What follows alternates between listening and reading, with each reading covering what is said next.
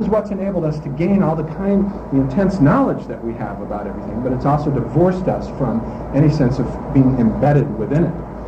And as we move through Gebser's consciousness structures, what we'll see is man beginning as this being who is embedded in nature, that's the same thing in Steiner, and who gradually extricates himself from nature and then turns around and starts chopping it up. And in a certain sense, if we were to translate this structure, this vision, this mentality of our civilization into myth, what we would see would be the Dragon Slayer myth. That's essentially what we've been performing within our scientific tradition, is this myth of slaying the dragon of nature. Which leads us into the next engraving here. And you, of course, remember St. Brendan's fish that he encountered that was the symbol of the world-bounding serpent, and now we're slicing it apart. We're just cutting it up. You remember the Babylonian creation myth where Marduk is the sun god who comes in and destroys Tiamat, the female dragon goddess, and as he kills her, slices her body apart, he creates the cosmos out of her body. That text is the beginning of the consolidation of patriarchy over the matriarchal traditions. And in that text specifically, if you read it, you can see the first, as far as I know, real defamation of astrology, the first rejection of astrology. And this is clear back, this is the Babylonians, 2000 BC, because Tiamat has this priest named Kingu, and he has tablets, and she has these 12 monsters that she has created, and he is the priest who studies the will of the cosmos, but he's killed by the warriors, the warrior mentality, the Babylonian mentality. They just want to fight now. They don't want to study the stars and look at mathematics and have this idea that destiny is something that the great mother goddess of time and space is moving us along in. So the Faustian tradition is rooted in this aggressive patriarchal dragon-slaying mentality. It's a performance within a very highly refined level of culture of that kind of barbaric myth of slaying the dragon of nature and chopping it into little tiny pieces. Not that I'm saying it's necessarily bad, as none of these men are saying that. Steiner and Gebser are saying it was a historically inevitable, necessary stage of consciousness that we had to go through, but that is now we're moving out of, or at least is being pushed into the margins the way these Greek gods were pushed into the margins here with the rise of the perspectival mentality. You can barely see that. All the Greek gods are sort of hanging out in the periphery now. We can barely find them because of this representation. It's not a good transparency to begin with, but there's the correct. They've been pushed to the margins, and I like this painting. It's an 18th century painting, not only because it shows the cavern world and the world that science has shed light upon, and all this light is the sort of scientific intellect coming in, and all the important instruments of Faustian perspectival science up to that point are here itemized. It's a wonderful climactic synopsis, an almost sunset effect of the perspectival mental scientific consciousness structure. We have the mechanical clock right here front and center, which is the first and most important of these machines. The mechanical clock is invented in the year right around 1300 by Gothic monks who were very concerned with dicing up the day, their prayers, into these very distinct canonical hours, and the mechanical clock was their way of keeping on course. And so that's why they brought it into being, but then once they brought it into being, what they didn't realize was that they were setting the precedent for structuring a day under the tyranny of a machine. So that this is consistent right down to the punching your time card in the factory world. These monks started this with this mechanical clock. Here we have the telescope constructed by Galileo. He didn't invent it. He tried to take credit for it. He actually stole it from a merchant and then tried to get away with claiming that he invented it, but he didn't. It was found out that he didn't. But he was the first to make use of it scientifically. Then over here we have all of these optical instruments. You can sort of barely see them, lenses and magnifying glasses and so forth.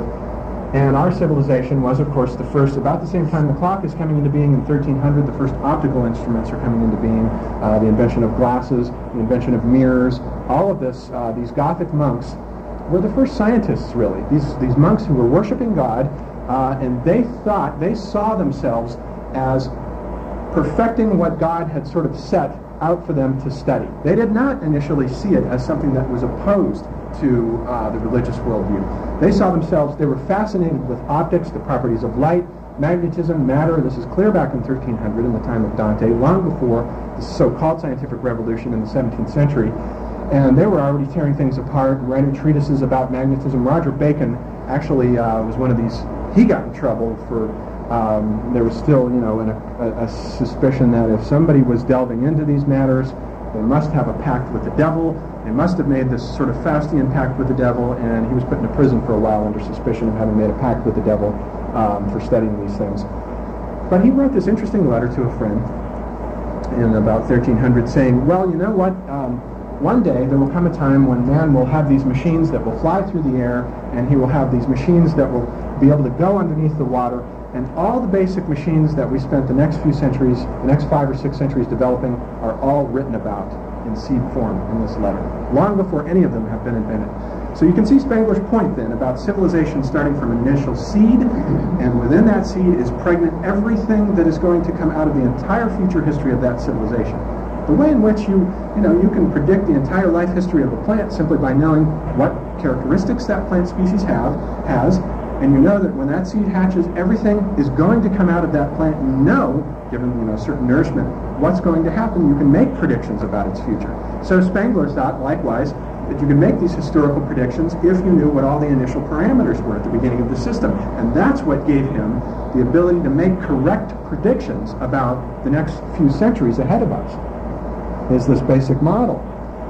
And then there are the Platonic solids here. You can barely see them, which Kepler in Harmonici Mundi tried to fuse into his early model of the orbits. He tried to assign one of each of these solids into to one of the planetary orbits. And you've got, as Spengler correctly saw, what you have here in Manet's painting, Luncheon on the Grass. This painting caused a huge controversy when it came out. And it came out in 1863, and to us it just looks quaint and old-fashioned. You might hang this on your bathroom wall. That's how far we've come in terms of our ability to be shocked. We're shocked by less and less as time goes on, as the Romans were shocked by less and less, and it correspondingly took more and more to shock them, and they kept pushing that. And that's why you end up with this sort of bloodthirsty world that was portrayed, in that Gladiator movie that we saw last summer. Here, if this woman were painted correct, in accordance with the laws of perspective, she would have to be a 9-foot giant. So already, Manet is moving out of correct perspective, and we're beginning to shift into the aperspectival consciousness structure. So that's the first thing to notice, is that the perspective is wrong. These figures are painted correct prospectively, but the light sources aren't all coming from a single source, as they should in a perspectival painting. You've got light coming from back in here, and this set is painted as though there were floodlights down below here, and they were on a stage being lit up from above. And what the hell does that mean? And nobody could figure out what he was doing. What is he talking about with all these strange light sources coming in from different directions? So you begin to get this sense of, perspective is moving into something else altogether.